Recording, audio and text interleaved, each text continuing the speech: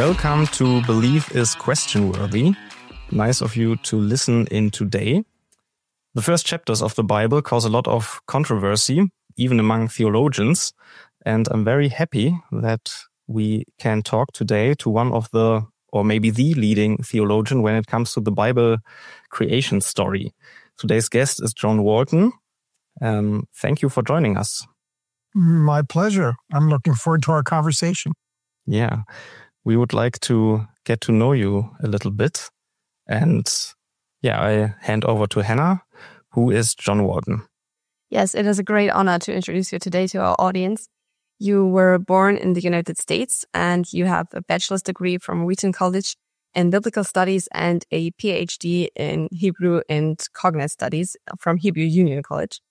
You are a former professor of Old Testament, also at Wheaton College, and a former faculty member at Moody Bible's Institute for about 20 years. You are an expert on Old Testament studies, especially on Genesis, which is also the topic today, and on ancient Near Eastern context of the Bible. And yes, you advocate for understanding scripture through its original cultural lens instead of our modern lens today. And yes, you have publicated a lot. Some of your key publications are something like The Lost World of Genesis 1 or The Lost World of Adam and Eve. And you're also a contributor to the NIV application commentary from Genesis. And you are a frequent speaker at conferences and seminars, and you are widely recognized as the world's leading expert on interpreting the Old Testament. Yes, and it's great to meet you today, and we are so honored to have you here. Thank you. That was very nice. Yeah, was it always a favorite topic in your life to think about the first chapters in the Bible, about Genesis? It has been a long-standing interest since even my college days. And we've just heard that you are widely recognized as the world's leading expert on interpreting the Old Testament in the light of ancient Near Eastern cultural and literary contexts. And you've set international standards in this field. So you are the right person to ask. Why would you say, John, is it so important to understand the Bible in its ancient cultural context rather than just reading it through our modern lens? I think mainly it's because in every communication, there are underlying cultural assumptions that contribute sort of silently to the meaning, things that are common knowledge between the speaker and the hearer or the writer and the reader, and that don't have to be said, but that everybody recognizes. And so in that sense, it's very important for us to understand any of those elements that are looming behind the communication that's taking place in the Bible. And likewise, with our own cultural context, there are meanings that linger behind that we don't want to bring into it. So cultural assumptions contribute to meaning. And we're interested in reading the text in context. If the text has any deep interest as a text itself, whether theologically or academically, we want to know what it had to say. And that means we need to study it in its context. That means I can't just indiscriminately read it through my modern lenses. I don't go to the book of Proverbs and expect it to talk to me about social media. I don't go to the book of Kings and expect it to discuss democracy. And I don't go to Deuteronomy and expect it to discuss capitalism and modern economic systems. Likewise, I shouldn't go to Genesis and expect it to talk about modern science. We want to read what it had to say on its own terms, in its own culture, through its own language. So that's the rationale for trying to read it in its cultural context. And would you say it is more difficult in Genesis because the text or the cultural is that ancient and it's not that recent like maybe the Greek culture in the New Testament? Yes, certainly Hebrew culture is further away in time and further away in nature than our own culture. So it does make it more difficult.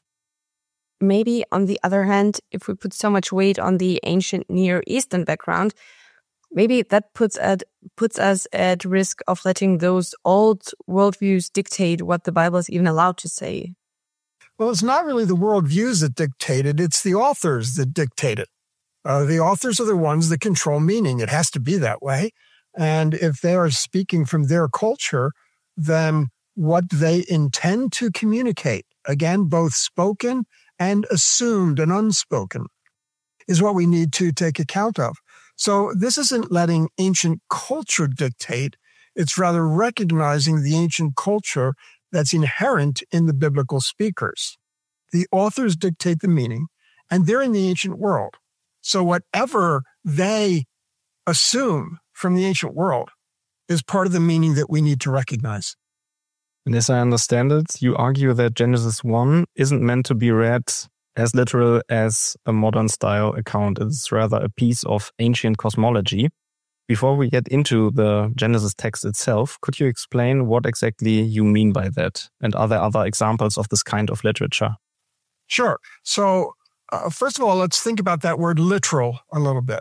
I don't know that I would argue that it isn't meant to be read literally. When I use the word literal, and I think when most people use it, they mean that you want to understand it the way the person speaking or the person writing meant it to be understood. That's literal. So, for instance, in the Bible, if something's a parable, it's a literal interpretation to read it as a parable. If something's a metaphor, it's a literal interpretation to read it as a metaphor. I always want to read the text for what it intended to be. So when I look at Genesis 1 and think about the modern ways of reading it, to me, those aren't literal because they're not trying to think about the author's world and the author's culture. They're rather putting our culture on top of it and our literature on top of it. So in that sense, a modern style account runs a much greater risk of violating a literal reading. Literal depends on understanding what they were trying to say and tracking with that.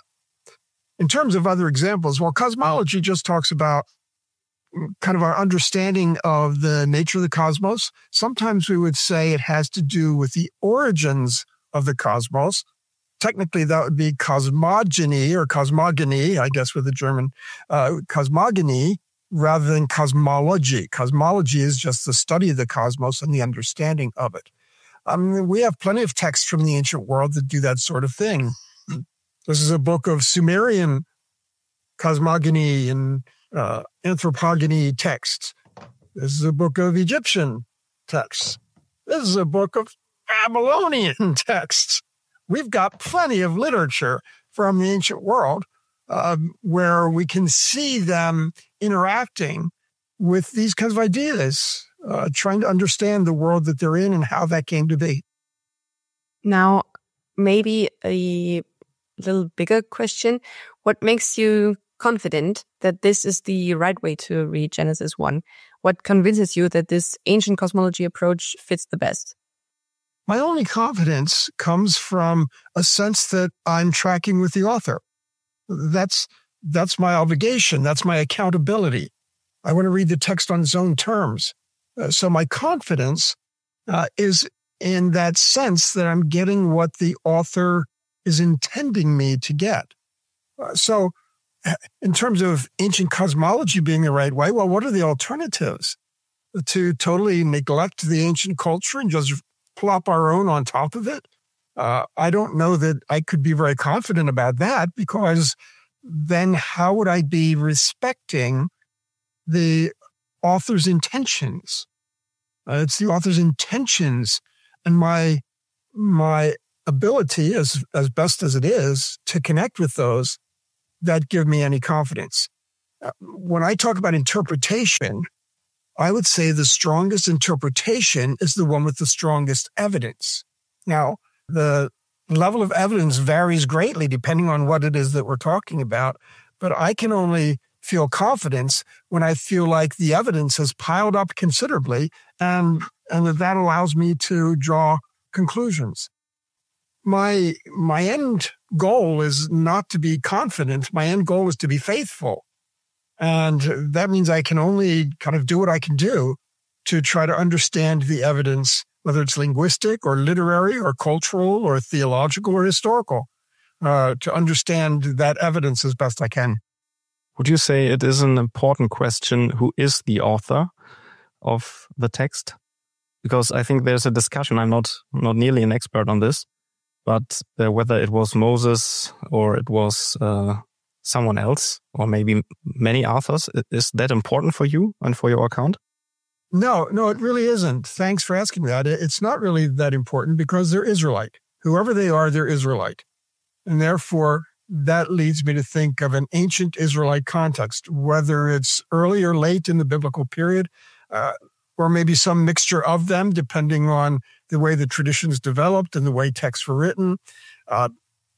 We can't identify who they are. So if it depended on knowing who they are, we wouldn't be able to say anything about them in the Old Testament.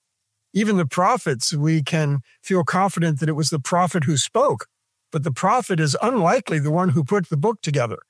So even there, the author is different from the speaker. So no, it doesn't matter if we can identify who they are, but we know that they're Israelite, and so we can think in an Israelite frame.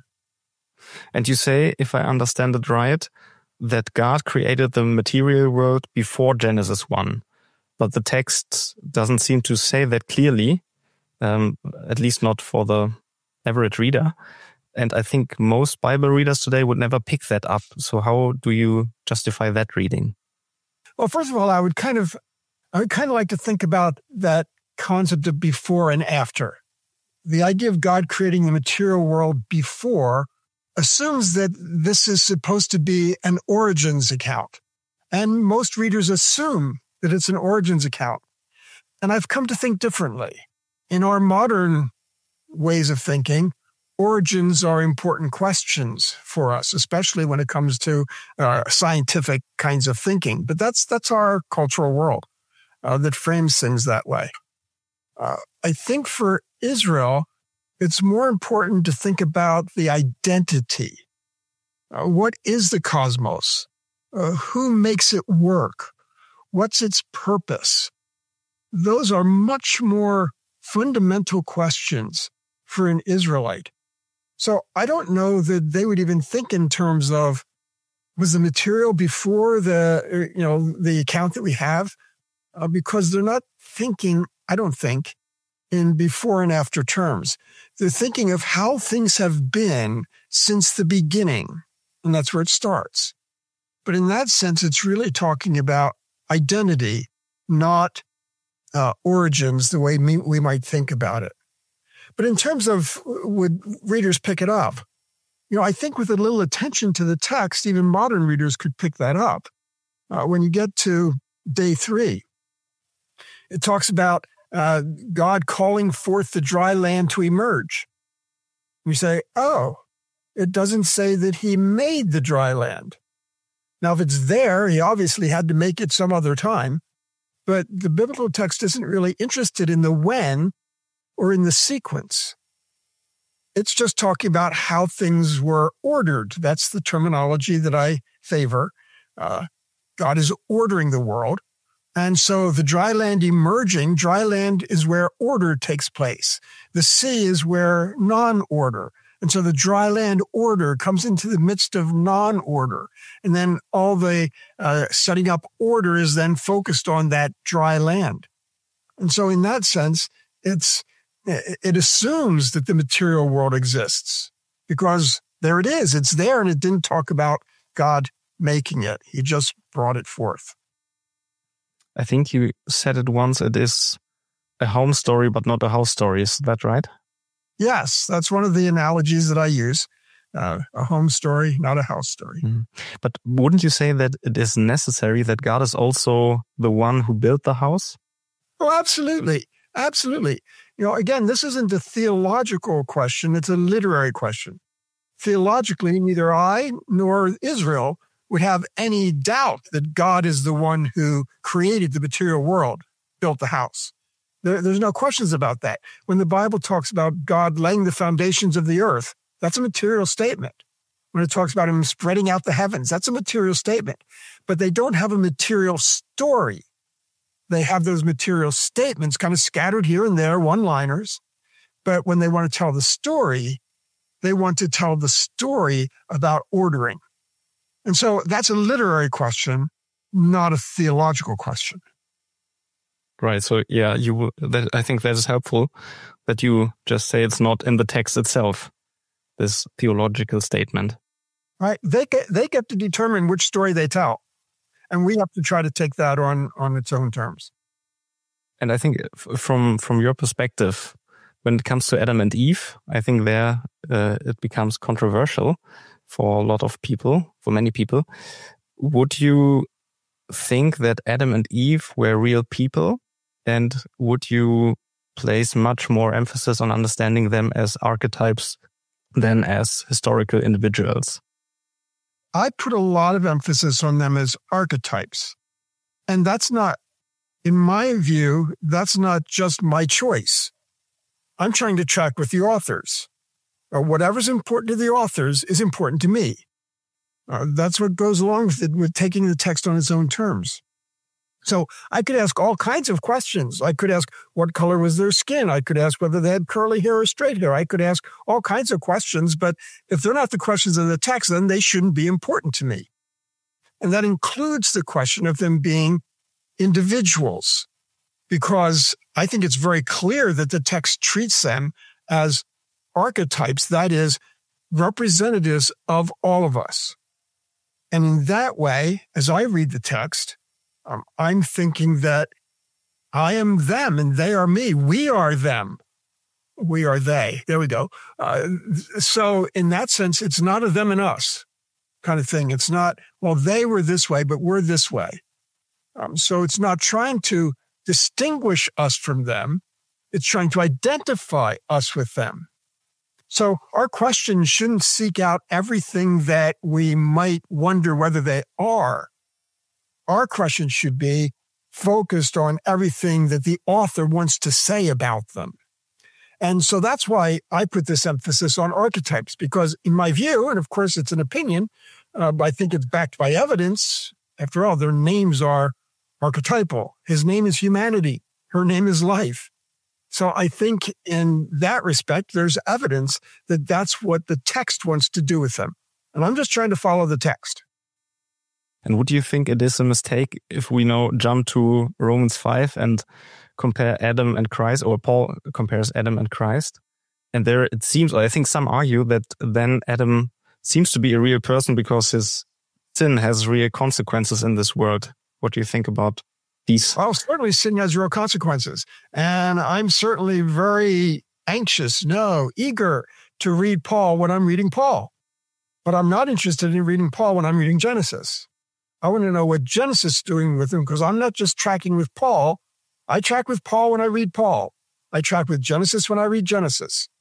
So the discussion of what Paul thinks of Adam, that's a separate discussion. It's an important discussion. It's a complicated discussion, but that's one that you have when you're dealing with Paul. I'm trying to unwrap Genesis in Genesis's own terms. I think that's a typical thing that we tend to jump into everywhere in the Bible. And I think also when it comes to science and Genesis, and there are some accounts who try to bring those worlds together. What do you think about this discussion? I think there's a book from Joshua Swamidass where he tries to bring it together, and William Lane Craig has an approach where they discuss the scientific world and also Genesis. Is it something where you think that is too bold, or is it too much? Or what do you think about these accounts where we try to bring these things together? Well, I've already talked about the idea that I don't want to read modern science onto the text as if that's what it's talking about.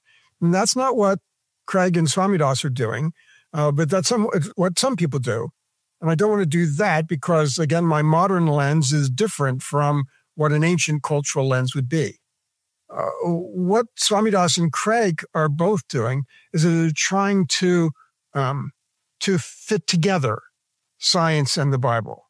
They're trying to find how maybe the gears mesh, and they can say, oh, Adam represents this or that, genealogical Adam, or some ancient Homo sapien Adam. So they're trying to integrate science and the Bible. I'm also a bit cautious about that Because if I truly believe, as I do, that the Bible is not being scientific at all, then I have no reason to think that those gears will mesh. The compatibility that I believe exists between science and the Bible is not a compatibility of being able to intermesh the gears. It's a compatibility that comes of recognizing what the Bible is doing and what it's not doing. And I don't think it's providing a platform where we can kind of plug science into it. Yeah, thanks for unpacking that. In your interpretation of Genesis, you give the Garden of Eden a special role. Can you unpack that for us? Why is Eden so central in your view? Well, I'm not, again, so sure it's central in my view. I want to recognize how it fits into the view of the Genesis author. The new book that just came out of mine, New Explorations in the Lost World of Genesis, reflects some change of mind on my part with regard to what's going on with the Garden of Eden. Previously, I had thought about it as God coming to be present in the human realm, and that there he was setting up his presence among people. The slight change that has taken place is that I've now become convinced that rather than God coming into the human realm, it's humans being brought into the divine realm. And that therefore this represents one of the ways that people think about how order can be achieved. That is, would there be order in the human realm? If they could only live in the divine realm, if we could only do that, then everything would be wonderful. And I think that here the Garden of Eden account brings out the recognition that no, that would have its hazards, that would have its difficulties, that actually is not very conducive for human existence and order. And so that gives it a little bit different place. So I don't know that I'd call it central, but it's an important scenario that the text opens up, and we need to try to understand the significance of it. A common objection to your view would be that Genesis 1 never explicitly says anything about a temple, but you call your view a bit of a temple reading. So maybe you can tell us a little bit more about that, and also what are your reasons to read the text in that way? You're absolutely right. It doesn't use the word temple, and even the word it uses for rest does not immediately push us into a temple context. That's something that I worked out again in some of the chapters of my new book. So what's going on? To me, it's a matter of cultural association. So in our context, in our world, when we say a worship or a sermon, we don't have to say the word church. We automatically recognize that that's talking about a church context. That's a cultural association that we very easily make and hardly even realize we're making it. But worship and sermon are words that really don't operate outside of the sphere of church for us. So that's an automatic. And I suggest that the same thing is true when in the ancient world they talked about divine rest.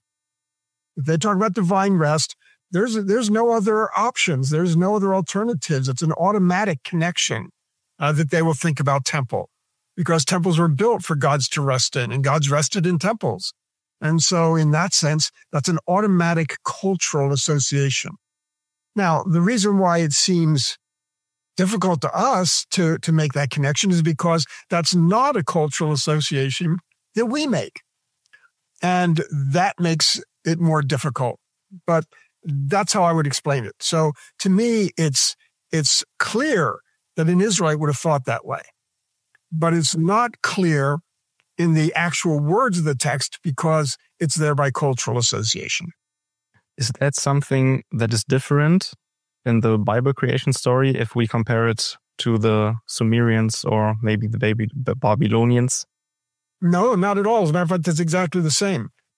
They all connect divine rest with temples.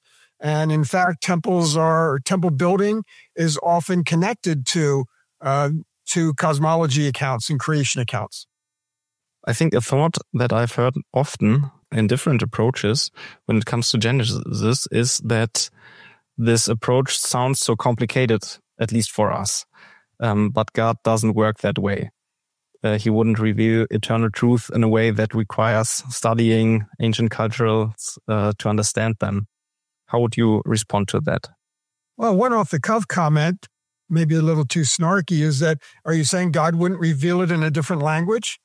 He did reveal it in a different language, and therefore that requires us to do some work. Now, in that case, many people have done the work for us by providing translations. Okay, but you can't say God doesn't do that. He did do that. He revealed it in a different language and in a different culture. To us, it sounds complicated because it's not our language or culture. To an Israelite, it wasn't complicated at all. It was their language, and it was a cultural that they understood. The cultural background was native to them. And so in that sense, I don't know that we would be correct in saying that God doesn't work that way. It's very clear that he did. The fact that that makes it complicated for us is just a given. No matter what culture God communicated into, it would make it difficult for other cultures. No matter what language he communicated in, it would make it difficult for other languages.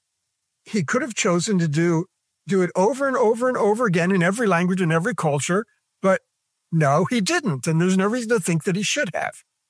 So in that sense, yes, it creates some complications for us, but that's the way it is, and we have to work with it. Yes, thank you. Maybe that brings us to a more deeper question. If Genesis is so deeply rooted in an ancient worldview, what does that mean for how you understand divine inspiration, and how can a text like that still be God's word for us today, directed at us? Well, the line that I use in almost all my books is that the Bible is written for us, but not to us. And so I fully believe that the message that God spoke through those human authors into that text, even though it was in their language and their culture, their historical setting, that once we understand what it meant to them, that we believe that continues to have relevance, a message from God for us. Divine inspiration isn't based on whether I understand it or not. Inspiration is the quality that it has as coming from God. And it came from God through those human instruments, whether they're the Israelite ones or the Greco-Roman ones, through those human instruments. And therefore that text, just as 2 Timothy says, that text is what's inspired. And that text, still preserved today, translated so that we can understand it, therefore still carries a message from God, as long as it's translated well, as long as we interpret it with accountability. And so that message remains important to us. Now, we still have to try to figure out what that message is, but we take it as God's word, has a message for us from God, and there are differences of opinion sometimes. But it continues to be God's message because it continues to tell us what the author wanted to tell his audience. But we have to make that connection. What's it saying to them? What does it mean to them? And then what does that mean for me and for us? I think for some people, your interpretation of Genesis 1 is challenging, especially if they grew up in a certain traditional view. Why do you believe that this different approach doesn't weaken faith in the Bible, but actually strengthens it? Any way that we can approach the Bible that gives us a better understanding of its authoritative message has to be stronger. And I believe that we have to take account of the language and have to take account of the culture in order to read well. And the more we can feel like we're connecting with what the author intended to say, the stronger our interpretation will be, and therefore the more significant the message will be to us. You know, for many people who have been raised in traditional view, they're well aware of friends, at least, if not themselves, who felt at some time that that traditional view became incoherent with the world that they knew, the science that they were exposed to in university or whatever it might be. And we know the statistics are very clear. People who are raised in that traditional view, there are high numbers, I'm sure it differs how high they are, of those who have left the faith because they found that when they were told they had to choose between science and faith, they eventually came to the point where they believed that the science was convincing. And therefore, well, if I have to choose, I guess I have to give up my faith. As a result, we have plenty of young people who have turned away from their faith or lost their faith in some way because the traditional view did not cohere. Now, when I look at the view that I present, maybe there are statistics I don't know about, but I don't know of anybody who's losing their faith because they accept my view or because they've been raised in my view. So it doesn't weaken their faith. It gives them a reason to hold on to their faith. It gives them a reason to believe that they can hold on to their faith and accept the mainstream science without conflict. So I promote a non-conflict model. And I don't see people losing their faith over that. Maybe I'm not looking at it at the right angle. I don't know. But in that sense, I would say that it gives people a foothold into a compatible worldview, a coherent worldview. It gives them permission to believe scientific models if they're convinced by them and not feel like that's going to be a threat to their faith or their belief in Scripture. Yeah, thank you. Thank you so much. I would like to ask one final question. Maybe here are some listeners in this podcast who never read Genesis 1, or maybe they've read it once, but not really find some worth in it. What would you say is a real treasure in this ancient text? Real treasure is found in the message that it intends to give. And its message is that God is the creator. And by that we mean that he is the agent who has brought about creation. It doesn't tell us how he did it. It doesn't give us his mechanisms, except that he spoke and it happened. Whether it spoke and it happened the next second, or he spoke and it happened in the next 5 million years, it doesn't make a difference. God is the agent. And even if evolutionary models reflect accurately how things came into being, there's no contradiction there. God could work through that kind of process if he chooses to do so.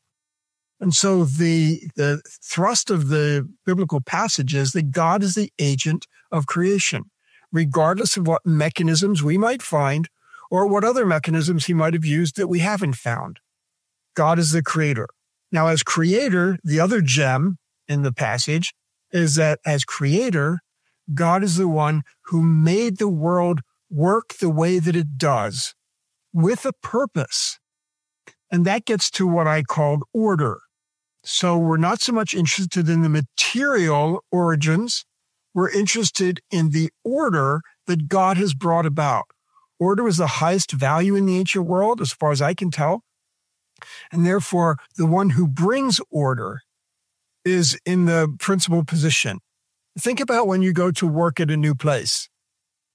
Is the first day of work, you sit down at your desk and say, show me the architectural plans for this building so that I can really know what I'm doing. Or do you ask, show me the organizational chart so I know who I report to and who signs my paychecks and who I'm working in collaboration with, right? We've overemphasized the material aspect and raised it to a higher level of importance and priority than it really deserves. In the ancient world, they didn't really think much about the material side of it. They knew it was there, but that just wasn't the story that interested them. They want to know who's in charge, who makes it work the way that it does, and what are his purposes. And those are the gems in Genesis 1. We can reflect on the same kind of thinking when you think about your computer. If you've got a laptop and somebody asks you about your laptop, you probably won't talk to them about the chips on the motherboard or about the polymers in the screen. you're more likely to talk to them about your apps and your operating systems. We're more interested in order and function and the way that it works and its purposes than we are in the chemicals and the chips. Apps are more important than chips, although we know the chips are important and the thing can't run without them. So that's an example in our own day where we can see this distinction.